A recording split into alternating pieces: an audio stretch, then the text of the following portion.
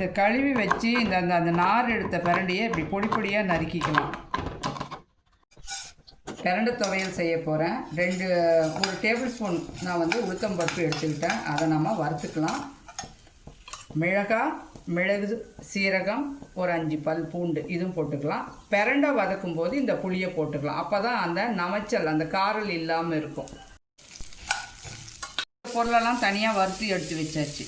பிரண்டையை நம்ம கொஞ்சம் ஸ்பூன் எண்ணெய் ஊற்றி நல்லா வதக்கிக்கலாம்.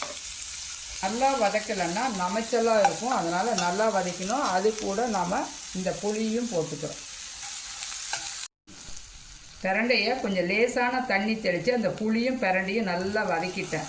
நல்லா வெந்துடுச்சு. இப்போ இதை ஆற வச்சு நாம் கொஞ்சம் உப்பு சேர்த்து தேங்காய் கொஞ்சம் போட்டுக்கலாம். தேங்காய் கொஞ்சம் போட்டு அரைச்சிக்கலாம் துவையலுக்கு.